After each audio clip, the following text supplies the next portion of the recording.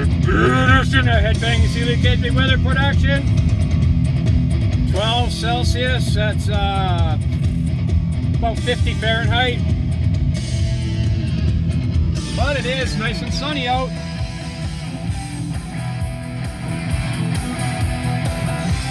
Are you gonna focus?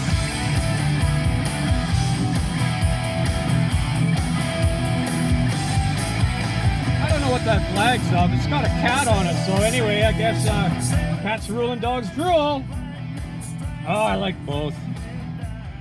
Welcome to this edition of Headbanging Sealy UK's Big Weather Report action. Oh, up to 70 Fahrenheit mark, 20 Celsius. Now, Rob Paniques from Boston wondered where hockey pucks came from. Well, I'm in Canada, so guess what we grow here? Hockey pucks. Welcome to the edition of Headbanging Sealy UK's Big Weather Report action.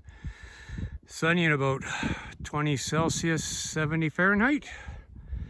Rainy time is train time. Don't ask me what those things do. Anytime is train time.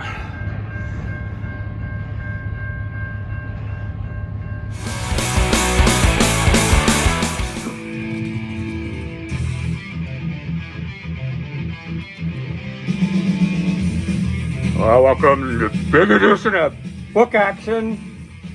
It's going to show some rock biographies. This is one of my favorite albums of all time. This one's playing in the background. Rock for the King. Every single song I love on this thing too. I don't know, it's just one of my favorite albums of all time. Christian rock from California. Anyway, it's just a neat little book. Albums that built the 80s. There's AC/DC, Iron Maiden, and Prince. But ZZ Top, Eliminator, just kind of reviews. Here's a neat little paperback. It's not very big, but Black Sabbath. Mike Stark. Yeah, it's just a neat little book, and you could probably find it fairly cheap. It's a fun read for sure. Striper. That's a great book. This has really tiny print, so it only has 120 pages, but don't let that fool you. It's a long read because the print is so tiny, so it's just not a quick read, but it's interesting. Their trials and tribulations, and they're right in the scene mid-80s in California as well, with Motley Crue and Barren Cross and so on. Yeah, that's an excellent book. I don't think it's in print anymore, but whenever I see the price, it's always really pricey now. But this was one of my favorite books of all time for rock biographies. Pete Way of UFO. There he is. Yeah, UFO was, mid-70s till now, still going, but yeah, Pete Way, the excellent bass player. Yeah, that's a great picture. Favorite because he's into it. He doesn't just plop, plop, plop like some bass players.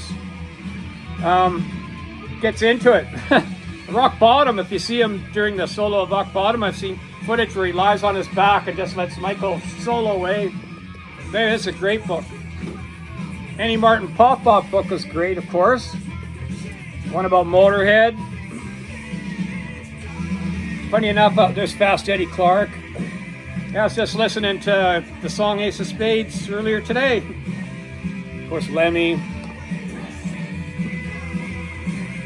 The closest I ever got to emailing an author, because at the end it says, email, blah, blah, blah. Tell them how great I thought this book was. Interviews with Greg Smith, who was in Rainbow, Doogie White, who was in Rainbow, Craig Goldie, who wanted to be in Rainbow. Well, with Dio, of course, and so on. Budgie, the mighty Budgie. But yeah, Craig Goldie really talks a lot in here. He really liked Blackmore, Bobby Rondelli, Joe Lynn Turner. So it's just right from the horse's mouth. Eric Bloom of Blue Oyster Cult, Tim Ripper Owens, Eddie Trunk, Herman Rarebell, Tony Carey. Well, you could go, the list is endless. It's a fantastic book. Anyway, just quickly show some Kiss biographies that are fun. Huh. He made the cover of People magazine with Cher. Well, Cher gets the big picture, which I sure would reverse those pictures, but anyway, Kiss and Makeup, Gene Simmons. So you know it's not boring. This was an excellent book. This is really thick, but it was still a fast read. Kiss 72 to 75, my favorite era of Kiss. But again, it's one of those where it has just the interviews from people, quotes, quote, all the way through. Fantastic book. About the early days and so on and so forth. And this is another one that was fantastic book. It's the kind where you're starting reading it, and then you don't want to put it down again. It's one of those interview type with the people. Let Me Go Rock and Roll, my favorite Kiss song of all time. And the Peter Criss book. Gets to tell his side of the story. Lots of little pictures. Yeah, it was really good. Again, here's another one I couldn't put down once I started reading. About Van Halen. Backstage pass to the wild times, loud rock, and down and dirty truth behind the making of Van Halen. From the manager of Van Halen, 78 to 85. So big, inside scoop on Van Halen. And I have to read this again because I really want to read about the Sabbath tour from 78 that I saw them on. Their first album tour, so can't really remember. I haven't read this for a while, so. And another excellent read. I'm not a big Van Hager era fan, but this is a kind of more of spaced out print, so it seemed like a really quick read. But he was right there in the 70s and 80s, so he had really good stories about how he started his club in Mexico and stuff. And AC/DC, the definitive biography, required reading. The illustrated story of the world's greatest rock and roll band. They always call the Stones that, but I would take AC/DC over the Stones, but that's just me. Especially I've been on a bit of an AC/DC kick lately, so yeah, this is huge too. 450 pages or something. Then these are all kind of, and I don't even have one album by this band. And I don't have any Lita Ford albums either, but the story's interesting. I mean, the way they had to get through things, and Lita Ford went out with Tony Iommi. Yeah, these are just great reads. Well, there's Lita Ford's anyway. And the Cherry Curry book. Neon Angel, yeah.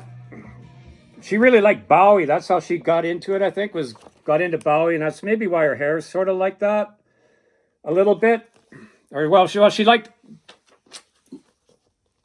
at the start in the crowd when she goes see Bowie, kind of dressed like him, or I can't remember, looked like him, whatever, but she's got long there. But anyway, yeah, that was a really good book.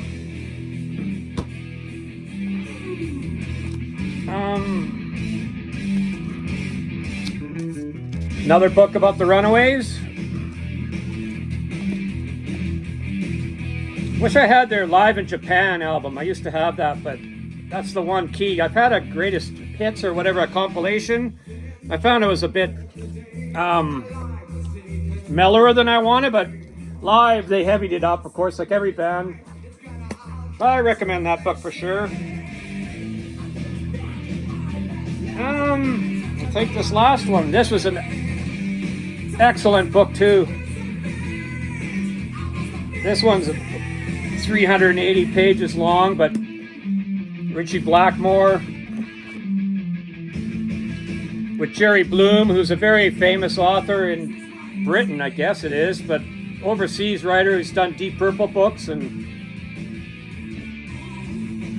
Rainbow and tons of, he's a writer that does these kind of things. But yeah, this was an excellent must-have for any Deep Purple or Rainbow fan. I'm trying to find a picture of Richie smashing the guitar, but there's got to be one in here. But there's him playing soccer. Iron Maiden did the same thing. They always kind of made sure they could play soccer or play against the other bands or play against the press. And there's Candace. But anyway, that does it. Now it's lunchtime. Candy cane Cadbury. So anyway, thanks for watching, and don't forget, slower traffic. Yeah, slower traffic.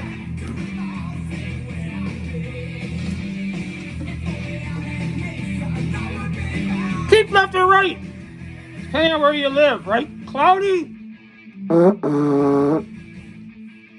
Barren Cross rules. Here it picks up.